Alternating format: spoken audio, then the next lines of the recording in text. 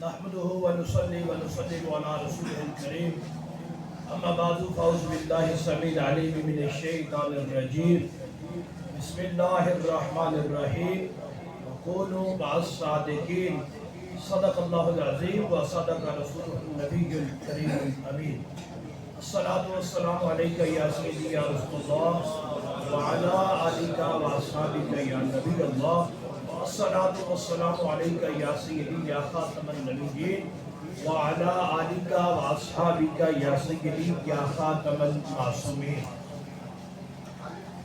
حمد و صلاة کے بعد گرامی قدر عظیم المرتبت حضرات علماء کرام سادات کرام، آج کا یہ عظیم الشان علماء کنونشن جو کہ تاریخ صراط مستقیم ضلع فیصل آباد کے زیر اہتمام سجایا گیا ہے، کثیر تعداد میں علماء حق جلوہ گر ہیں، سادات کرام تشریف فرما ہے.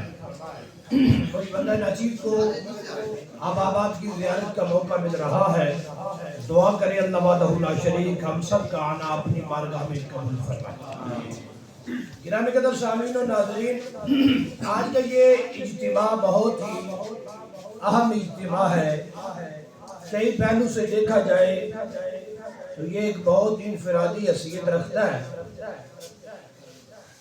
یہ جو مہینہ چل رہا ہے، جس مہینے کے اندر اس اجتماع کا انعقاد کیا گیا ہے، کوئی ڈھکی چھپی بات نہیں، اب سب جانتے ہیں. افضل البشر بعد الانبیاء بالتحقیق حضرت سیدنا ابو بکر صدیق رضی اللہ تعالی عنہ کی یاد کا خصوصی مہینہ ہے. ویسے تو شاقان صحابہ واہل بیت سارا سال ہی حضور جان کائنات کی آج کے بھی ڈنکے بجاتے ہیں اور ان کی عظمت اور شان بیان کرتے ہیں اور اصحاب کی عظمت پہ بھی پہرا دیتے ہیں. ٹائم کو ملحوظ خاطر رکھتے ہوئے میں چند ضروری باتیں آپ سے کرنا چاہتا ہوں. بہت زیادہ گفتگو اور بہت اہم گفتگو مجھ سے قبل قبلہ شاہ صاحب نے فرمائی ہے. اللہ رب العزت ہمیں وہ گفتگو سمجھنے کی توفیق عطا فرمائے. پہلی بات تو یہ ہے کہ بہت دیر ہو گئی ہے اور بہت وقت گزر گیا ہے. اب ہمیں یہ خوف کی چادر اپنے اوپر سے اتارنی ہوگی. آخر کب تک خاموش رہیں گے؟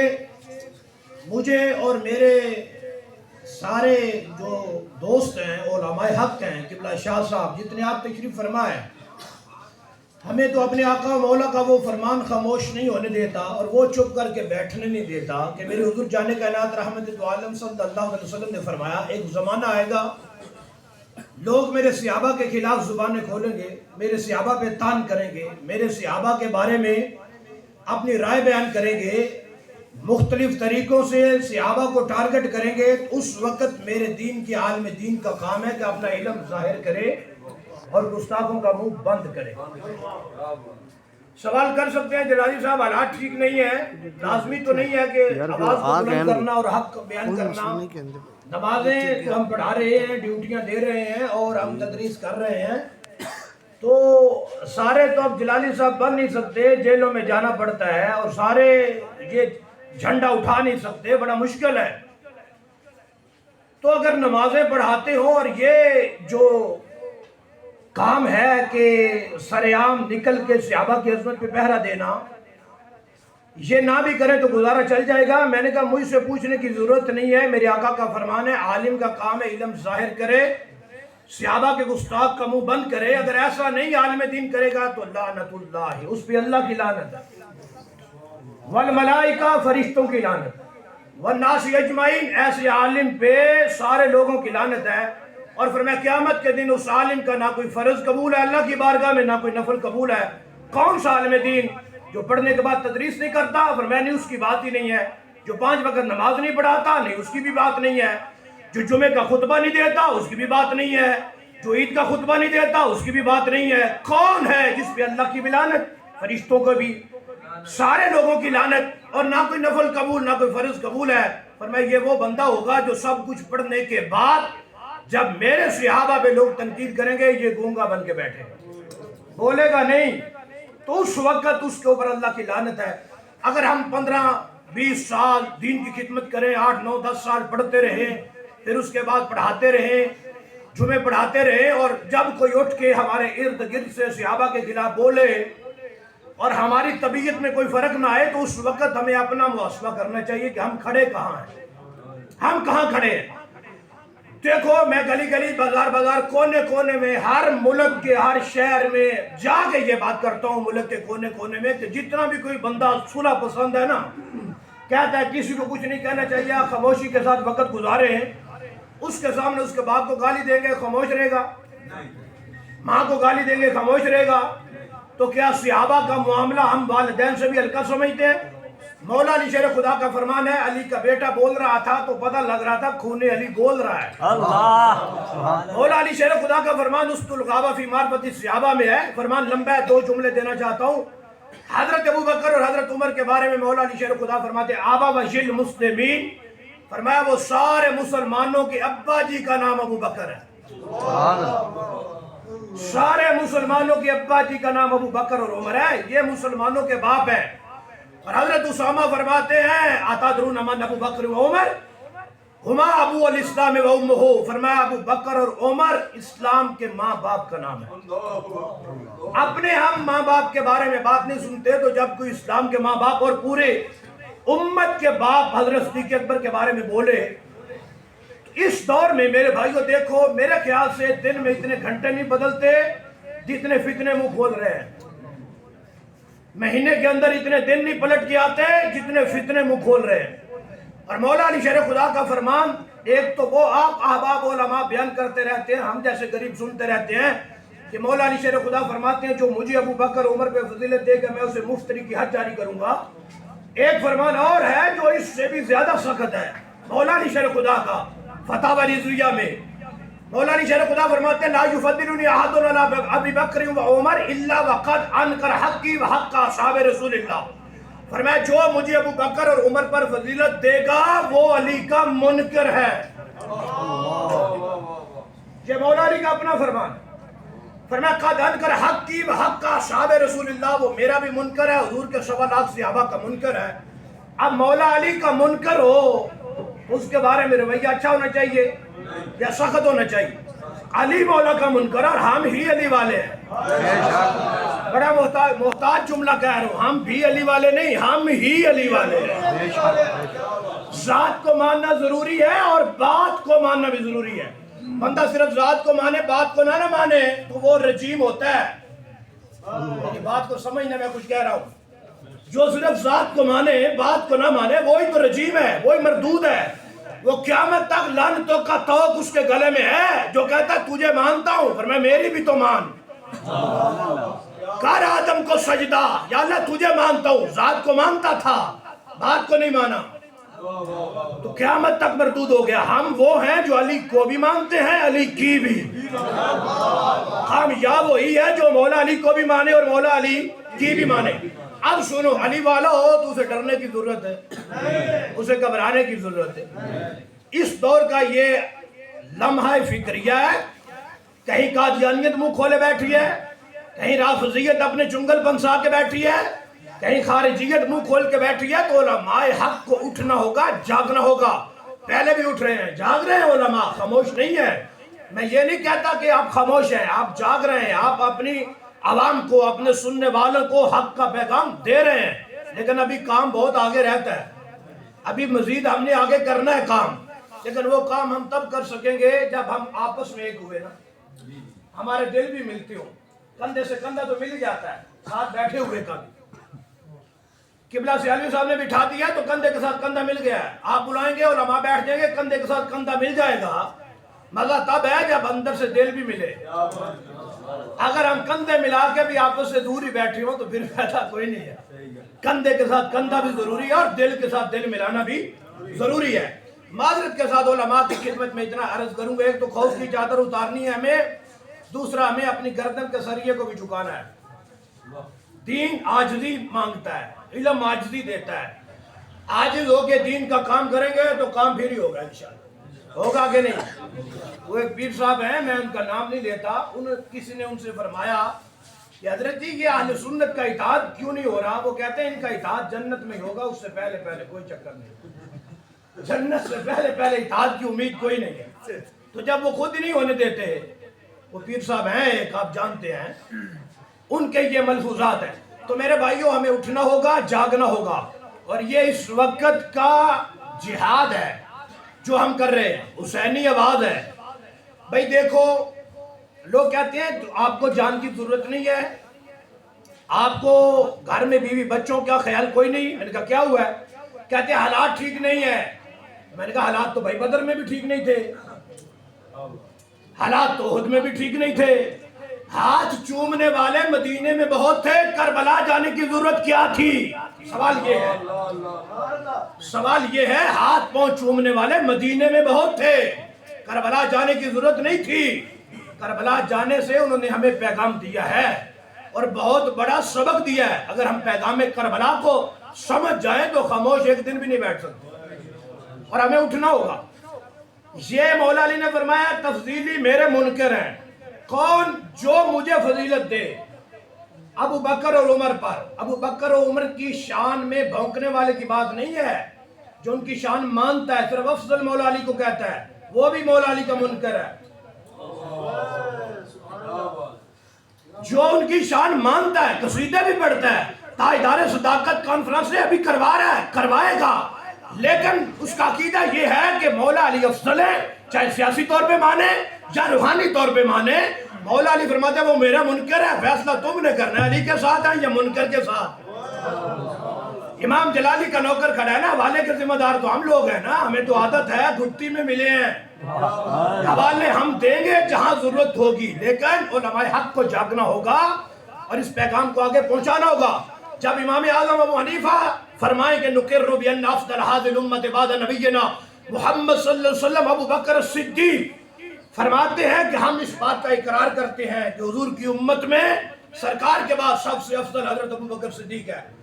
لوگ کہتے ہیں کہ ہم فقہ میں تو امام اعظم ابو حنیفہ کو فالو کرتے ہیں، تو میں نے کہا بیٹا جس کے کہنے پہ نماز درست ہے اسی سے عقیدہ بھی لے لو، جس سے فجر لی ہے، زور لی ہے، عصر اور مغرب عشاء کا طریقہ لیا ہے، حج مسائل پوچھے ہیں، زکوٰۃ کے مسائل پوچھے ہیں، اسی سے عقیدہ لے لو۔ کہا نہیں جی ہم روحانی طور پہ انہیں افضل مانتے ہیں۔ میں نے کہا ابو حنیفہ کی روحانیت میں کوئی کمی تھی؟ امام اعظم کی روحانیت میں کوئی کمی تھی؟ اشارہ دے دیتا ہوں، بیان تو تمہارے ہیں کہ 9 سال تک میں امام اعظم ابو حنیفہ سے پڑھا ہوں، سمجھ آ رہی میں کیا کہہ رہا ہوں؟ 15-20 سال تک امام اعظم ابو حنیفہ سے پڑھا ہے۔ تو میں نے کہا جس دن امام صاحب نے یہ سبق پڑھایا تھا تب آپ کینیڈا گئے ہوئے تھے؟ نقر بان افضل هذه الامه بعد نبینا۔ اب کہو کہ یہ سیاست کی بات ہے، روحانیت کی نہیں۔ جنہیں داتا صاحب اپنا امام کہیں ان کی روحانیت میں کمی ہے، جنہیں حضرت داؤد طائی اپنا امام کہیں، جن کے شاگردوں میں حضرت بشر حافی ہو، اس امام اعظم ابو حنیفہ کی روحانیت میں کیا کمی ہے؟ عوام کو دھوکہ نہ دو، امام اعظم ابو حنیفہ کے بھی بیٹے زندہ ہیں ابھی، اور یہ بتائیں گے کہ روحانی بھی وہی ہے، سیاسی بھی وہی ہے، تقسیمیں جتنی مرضی کر لو ہے وہی، تقسیمیں جتنی مرضی کر لو ہے وہی۔ اور اس موقف پہ سب سے زیادہ فتوے بھی مولا علی کے ہیں، اس موقع پر زیادہ فتوے مولا علی کے ہیں۔ تو میرے بھائیو یہ خوف کی چادر اتاریں اور میدان عمل میں نکلیں اور پیغام حق دیں۔ اب سنیں، یہ آج کا اجتماع تاریخ صراط مستقیم کے پلیٹ فارم سے ہے۔ تاریخ صراط مستقیم کا ماضی کسی سے ڈھکا چھپا نہیں ہے۔ جب خارجیت منہ کھول کے بیٹھی تھی اور لوگوں پر کفر اور شرک کے فتوے لگا رہی تھی، تب جس تاریخ نے خارجیت کو ناکو چنے چبوائے اور آج تک خارجیت کو دفن کیا ہے، وہ طریق صراط مستقیم ہے۔ جب رافضیت اپنے پنجے گاڑ چکی اور بڑے بڑوں کو ننگا کر کے سامنے لائی ہے تو وہ طریق صراط مستقیم ہے۔ اور اس کے بانی رہبر رہنما وہ ہیں جس لحاظ سے، جس پہلو سے، جس اینگل سے آپ دیکھیں، مسند تدریس پہ بیٹھے ہو تو ثانی کوئی نہیں، مسند تقریر پہ آئے تو ثانی کوئی نہیں، تحقیق کے میدان میں اترے تو ثانی کوئی نہیں ہے۔ وہ اگر فتوے کی دنیا میں آئے تو امام احمد رضا کے نائب نظر آتے ہیں، وہ اگر مسند تدریس پہ بیٹھے ہو تو شیخ عبدالحق محدث دہلوی کے نائب نظر آتے ہیں۔ ان کو دیکھنا ہے تو کبھی امام احمد رضا کی صورت میں نظر آتے ہیں، کبھی مجدد الفسانی کے نائب کی صورت میں نظر آتے ہیں، کبھی پیر مہر علی شاہ صاحب کے نائب نظر آتے ہیں، علوم میں، گلوں کے وارث نہیں، علم کے وارث۔ میری بات کو سمجھ رہے ہیں بھائی کہ نہیں سمجھ رہے؟ تو آج ہمارے پاس موقع ہے کہ ہم اس رہبر، اس رہنما، اس قائد کے سپاہی بن جائیں، اس کی تاریخ میں شامل ہو جائیں۔ یہ وہ قائد ہے جس نے کبھی بھی سنیت کو جھکنے نہیں دیا۔ کوئی ایک موقع، ایک بندہ اٹھ کے مجھے بتا دے کہ فلاں موقع پہ اہل سنت میں یہ وقت آیا تھا تو وہ قائد کام نہیں آیا، ایسا بندہ نہیں ملے گا جو یہ سوال کر سکے گا، کیونکہ یہ قائد وہ ہیں جب سے میدان عمل میں اترے ہیں آج دن تک سنیت کا سر جھکنے نہیں دیا۔ وہ جدا بات ہے بے قدرہ کچھ قدر نہ کیتی، ایسا کیتی خوب تسلی ہو، دنیا دار پجاری زردے کتیاں دے گر ٹلی ہو۔ وہ بات جدا ہے کہ ہم اہل سنت کو اپنے محسنین کی قدر نہیں ہے۔ آج بھی وقت ہے، اللہ انہیں شفائی کاملہ عطا فرمائے۔ اس قائد، اس رہبر، اس رہنما کے ساتھ جڑ جائے۔ ہاں یہ بات بھی سن لے، اگر ہمارے اندر یہ خوف ہو نا کہ ان جیسا کام کریں گے، ان کی تاریخ میں آئیں گے تو مشکلات آئیں گی، عزت میں کمی ہوگی، دیکھ لو عزت میں کمی ہے یا اضافہ ہے، اندازہ خود ہی لگا دو۔ جو لوگ ٹکر میں آئے ہیں کمی تو ان میں ہو گئی، وہ قائد، وہ رہبر، وہ رہنما تو وہ ہیں جنہوں نے سبق پڑھائے ہیں، ان کے پڑھے ہوئے سبق آگے لے کے چلے ہیں تو اللہ نے 14 چاند تو ان کو بھی لگا دیے ہیں، جو اس قائد کے مشن کو لے کے چلے ہیں۔ تو میرے بھائیوں، اس قائد، اس رہبر کے سپاہی بن جائے آپ کے ساتھ۔ اچھا یہ بھی بات سن لے، اس قائد کو کارکنان کی حاجت نہیں ہے، ہمیں قائد کی ضرورت ہے۔ بڑی باریک بات عرض کر رہا ہوں، انہیں کارکنان کی گنتی سے کوئی لینا دینا نہیں ہے، مریدوں کی گنتی سے کچھ لینا دینا نہیں ہے۔ اگر یہ چیزیں دیکھتے ہوتے تو کبھی بھی آواز کربلا بیان نہ کرتے، کبھی بھی آواز حق بلند نہ کرتے۔ لوگوں کو یہی خوف ہے اور یہی ڈر ہے کہ حق بولیں گے تو مرید کم ہو جائیں گے۔ بھئی کم بھی ہوں لیکن حق والے ہوں تو پھر وارے نہیں آ رہے، یہاں بھی اور وہاں بھی۔ تو یہ دنیا فانی ہے، عارضی ہے، یہ مٹ جانی ہے۔ آپ علماء اچھی طرح جانتے ہیں، کل کی شرمندگی سے آج اچھا ہے اٹھ کے کھڑے ہو جائیں، سٹینڈ لے لیں اور اپنے رہبر رہنما کے دست و بازو بن جائیں۔ یہ تاریخ تمہیں کبھی بھی شرمندہ نہیں ہونے دے گی، کبھی بھی جھکنے نہیں دے گی۔ یہ ہمیشہ عقیدے کی ترجمان تاریخ ہے، ہمیشہ مسلک کی ترجمان تاریخ ہے۔ دیکھو وہ حدیث قدسی میں من عاد علی ولی فقد آذنتہ بالحرب، جو میرے ولی سے دشمنی کرتا ہے اللہ کا اس کے ساتھ اعلان جنگ ہے۔ یہ نہ سمجھنا کہ بھتیجا بول رہا ہے، شاگرد بول رہا ہے، مرید بول رہا ہے۔ آپ مجھے گواہی دے کے بتائیں جس نے بھی ٹکر لی ہے وقت کے امام سے رسوا ہوتا نظر آیا کہ نہیں ہوا، ذلیل و خوار ہوتا نظر آیا؟ اور جس نے بھی ٹکر لیا، مزے کی بات یہ ہے وہ مسلک سے پھر گیا، عقیدہ بدل گیا، مسلک بدل گیا۔ اس نے چھوڑ دیا امام احمد رضا کو، اس نے چھوڑ دیا مجدد الفسانی کو، اس نے چھوڑ دیا امام احمد رضا فاضل بریلوی کو۔ شاہ صاحب نے جو بات کی ہے ہم اس کے ساتھ اتفاق کرتے ہیں۔ جن کو ابھی تک بھی شک ہے کہ امام جلالی کے بارے میں، وہ امام جلالی کو اعلیٰ حضرت کی بارگاہ میں لے چلیں، ہم ساتھ ہیں بھائی۔ مجدد باغ کی بارگاہ میں لے چلیں، پیر مہر علی شاہ صاحب کی بارگاہ میں، داتا صاحب کی بارگاہ میں، غوث اعظم کی بارگاہ میں۔ ارے میرے بھائیوں، ان سب بزرگوں کی تعلیمات جس نے امت تک پہنچائی ہیں، اس ہستی کو حضور کمزور علماء کہا جاتا ہے۔ یہ کوئی ڈھکی چھپی ہوئی بات نہیں ہے۔ تو یہ پرفتن دور ہے، ہمیں اس دور میں اٹھنا ہے، اپنے حصے کی اذان دینی۔ لوگ مجھ سے کہتے ہیں بھائی آپ تو بیان کرتے ہیں اور چلے جاتے ہیں، یہاں حالات ٹھیک نہیں ہے، ہم نے ادھر رہنا بھی ہے، ہمارے بہت معاملات ہیں، لوگ خلاف ہوتے ہیں، لوگ آتے نہیں ہیں، ایسی آواز اٹھائیں گے لوگ آئیں گے نہیں۔ تو میں نے کہا لوگ تو اذان سن کے بھی نہیں آتے، پھر اس کا کام ہے مؤذن کو چھوڑ دینی چاہیے۔ کیا باتیں کرتے ہو یار، مؤذن کا کام ہے ٹائم پہ اذان دینا۔ کل بروز محشر وہ تو شرمندہ نہیں ہوگا، یا اللہ میں نے تو 5 وقت دی ہے، اب نہیں آئے تو ان کی مرضی ہے۔ تو جب لوگ کہیں کہ یا اللہ بلاتے ہی کوئی نہیں تھا، اذان ہی نہیں ہوئی تو ہم کہاں جاتے؟ ہم نے اذان دینی ہے، 1 آئے تب بھی، 10 آئے تب بھی، اپنی آواز اٹھانی ہے نا انشاءاللہ، اذان دینی ہے نا انشاءاللہ۔ اور اچھا یہ بات بھی سن لے، امام جلالی کے لیے نہیں نکلنا، دین حق کے لیے۔